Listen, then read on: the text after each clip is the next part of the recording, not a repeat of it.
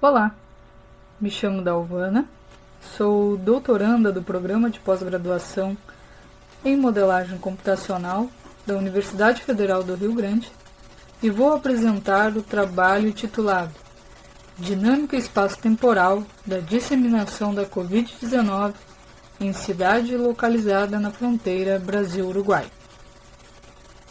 Esse trabalho foi desenvolvido com a parceria do Laboratório de Estudos e Pesquisas em Metodologias de Sistemas de Apoio à Decisão e juntamente com a Secretaria Municipal de Saúde de Quaraí. Então, a apresentação está organizada nos seguintes tópicos: introdução, objetivo, delineamento metodológico, onde explicamos algumas das técnicas que foi utilizada nesse trabalho, resultados de discussão, conclusões, agradecimentos e referências. E como introdução tem-se a grande questão e desafios que ainda estamos enfrentando com a Covid-19. Muitos desses desafios têm uma dimensão espacial que leva a entender o fenômeno como geográfico e potencialmente mapeável. Nesse sentido, o geoprocessamento surge com o suporte de inúmeras técnicas que podem ser usadas tanto no controle quanto na detecção de possíveis características espaciais. Então, diante da presente situação, o que se observa basicamente são duas principais estratégias de enfrentamento: a busca por tratamentos médicos, agora com o suporte das vacinas, e também a busca de soluções que reduzam a curva de contaminação. E dentro deste contexto, os estudos teóricos baseados em estatística ou em modelagem matemática e espacial também são tidos como importantes aliados, podendo auxiliar no embasamento de medidas de controle. Sendo assim, o objetivo deste trabalho consiste na avaliação da dinâmica e evolução espaço-temporal da Covid-19 em Quaraí, fronteira oeste do Rio Grande do Sul.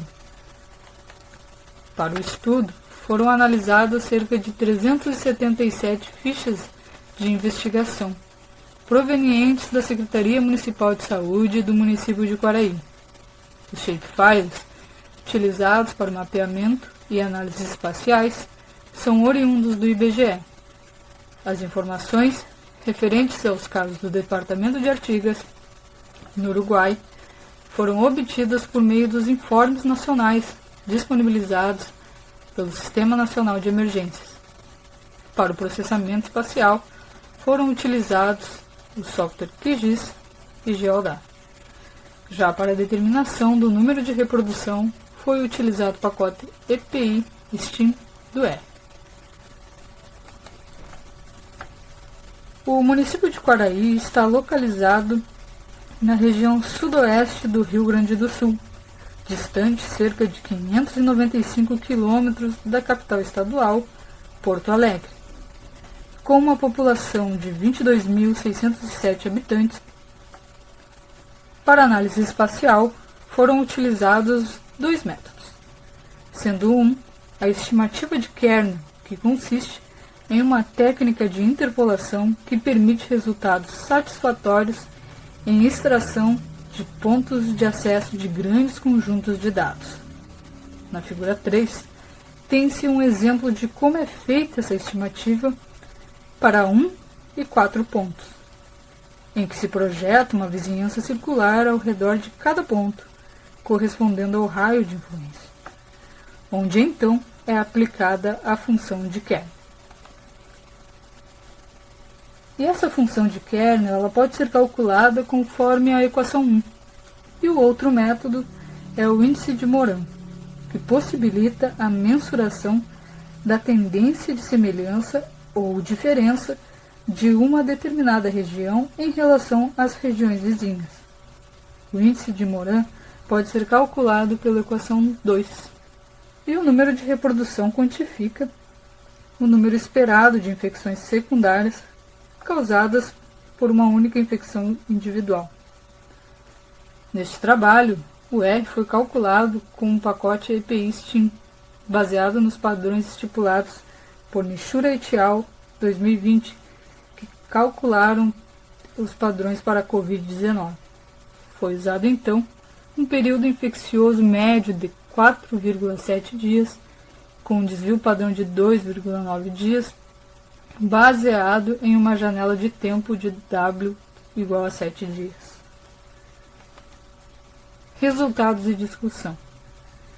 Nesse trabalho, buscou-se encontrar o número de reprodução durante o período de estudo que foi de abril de 2020 a janeiro de 2021, para verificar a sua relação com as medidas adotadas, bem como a dinâmica espacial do processo. De acordo com a figura 3, é possível observar a dinâmica espacial dos casos e a variação do número de reprodução no decorrer do tempo. Inicialmente, a contaminação ocorre em pontos isolados, com R acima de 3, entre a zona oeste e sul da cidade. Durante os meses de maio a junho, outros 5 focos da doença surgem em áreas diferentes. Apesar da redução do R no fim de maio, os 2 meses seguintes apresentam um aumento de número de casos praticamente nas mesmas áreas. Em novembro, ocorre um aumento e espalhamento considerável dos casos. Esses comportamentos continuam no mês de dezembro e janeiro, onde as áreas que continham concentrações médias evoluem para concentrações altas da doença e o R ultrapassa seu limite inicial. Um dos fatores que podem ter contribuído a esse aumento é proveniente de viagens. Cerca de 77% dos casos positivos que viajaram, tanto de forma municipal quanto estadual, ocorreram neste período. Outra possível fonte de influência no aumento substancial de casos a partir de novembro pode estar associado ao efeito fronteira.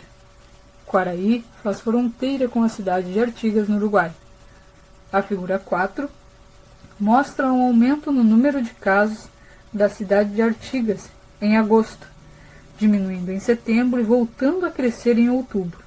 Além disso, pode-se observar uma alternância no comportamento da doença nas cidades entre os meses de novembro e dezembro, porém uma ascensão maior obtida pela cidade de Artigas a partir do fim de dezembro e que pode ter influenciado o aumento de casos em Quaraí também.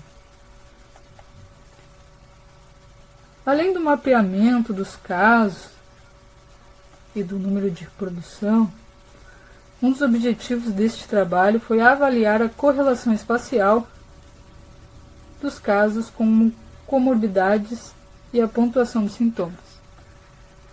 No Brasil, diversas secretarias de saúde fazem uso das fichas de investigação da Covid-19. As fichas correspondem a formulários aplicados a todos os indivíduos que apresentam sintomas relacionados à Covid.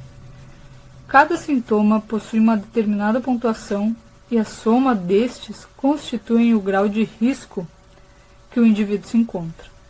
Portanto, mediu-se a autocorrelação espacial bivariada entre os fatores comorbidade e pontuação a nível de bairro, usando o índice de Moran.